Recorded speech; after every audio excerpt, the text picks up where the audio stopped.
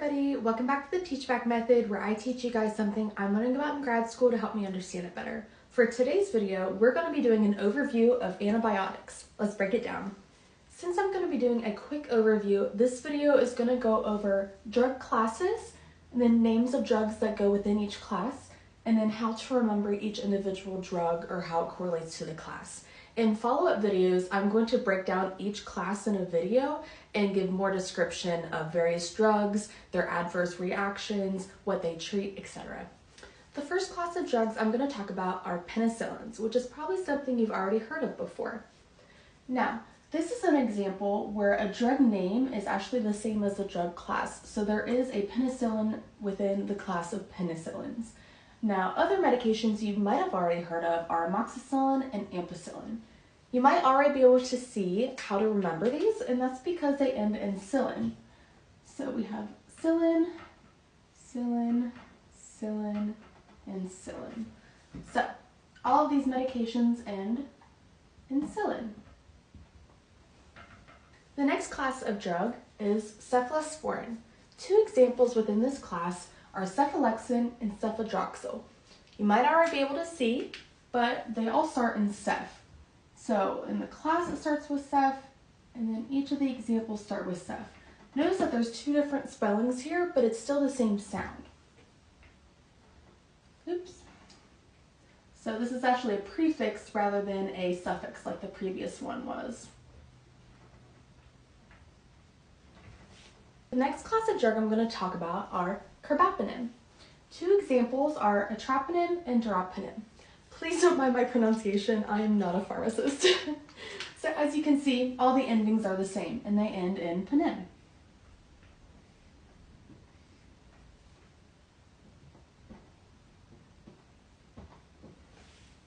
The next class of drug is aminoglycosides. Two examples within this class are tobramycin and gentamicin. Now this is the first one we're seeing where the suffix does not match anything that has to do in the class. So this is just going to be another memorization thing we have to know. So the drugs' names within this class end in mycin. Now note they are spelled differently, but they do make the same sound.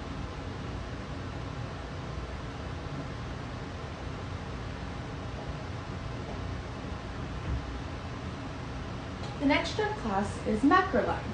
Two examples of drugs that fall within this class are erythromycin and clarithromycin. Now, from first glance, you might be like, oh my goodness, this also ends in myosin.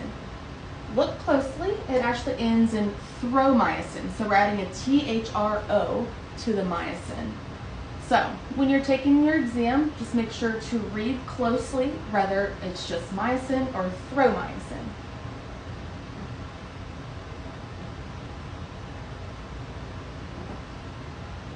And once again, this ending does not match anything within the class, so this is going to be another thing we have to memorize.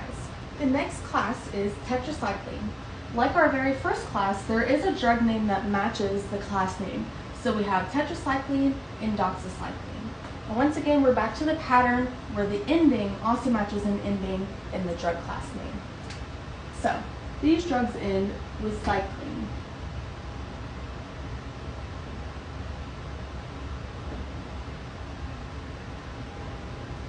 The next drug class that I'm going to talk about are fluoroquinolones. Two drug names that fall within this class are levofloxacin and moxifloxacin.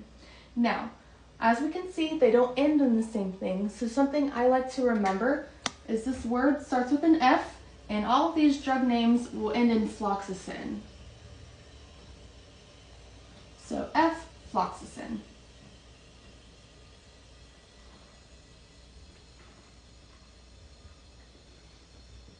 The last drug class I'm going to talk about in this video are the sulfa drugs. I saved the worst one for last, bear with me. So one of the names that falls within this class are sulfamethoxazole. So as you can see, the prefix matches the drug class name. So these drugs within this classification are going to start with sulfa.